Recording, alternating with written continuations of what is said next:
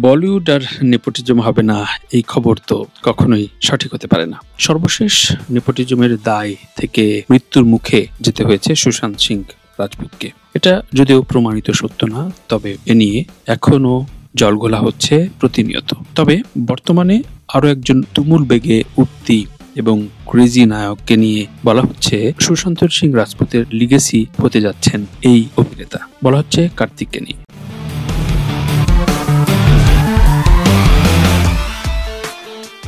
বলিউডে ফের নেপোটিজম ও ক্ষমতার লড়াই নিয়ে সরব হলেন তাই সঙ্গীত পরিচালক অমল মালিক। তার অভিযোগ, প্রয়াত অভিনেতা সুশান্ত সিং রাজপুতের মতো এবার কার্তিক আরিয়ানকে বলিউড থেকে সরিয়ে দেওয়ার ষড়যন্ত্র চলছে। সম্প্রতি এক গণমাধ্যমে দেয়া সাক্ষাৎকারে অমল মালিক বলেন, কার্তিককে বলিউড থেকে তাড়ানোর জন্য উঠে পড়ে লেগেছেন কিছু প্রভাবশালী অভিনেতা ও প্রযোজক। বলিউডের অন্ধকার দিক এখন অনেকটাই মানুষের কাছে যেন পরিষ্কার হয়ে গেছে। তিনি আরো বলেন, এই ইন্ডাস্ট্রির এতটাই নির্মম যে একজন মানুষের জীবনও এখানে সুরক্ষিত নয়। সুশান্ত সেই অন্ধকার সামাল দিতে পারেননি। কেউ বলেন আত্মহত্যা, কেউ বলেন তাকে হত্যা করা হয়েছে। যেটাই হোক না কেন, মানুষটা তো আর নেই।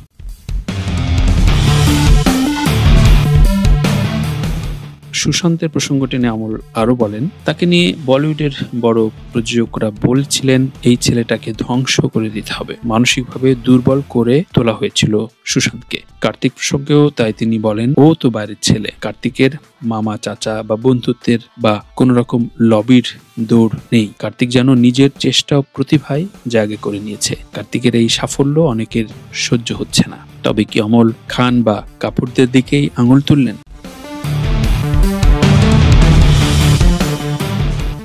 অমল আরো বলেন, অনেক সফল ছবি উপহার দিয়েছে এর মধ্যে কার্তিক, তাই ওকেও সরিয়ে দেওয়ার পরিকল্পনা চলছে। সবই এখন ক্ষমতার খেলা। প্রসঙ্গত উল্লেখ্য যে 2020 সালের 14 জুন সুশান্ত সিং রাজপুতের মরদেহ তার মুম্বাইয়ের বান্দ্রার ফ্ল্যাট থেকে উদ্ধার করা হয়। পুলিশ প্রাথমিকভাবে আত্মহত্যার কথা জানালেও তার মৃত্যুকে ঘিরে রয়েছে নানান কল্পনা। মৃত্যুর আগে একাধিক সিনেমা থেকে বাদ পড়েন সুশান্ত। অভিযোগ আছে বলিউডের একাংশ তাকে অলরেডি বয়কট করেছিল মৃত্যুর আগেই।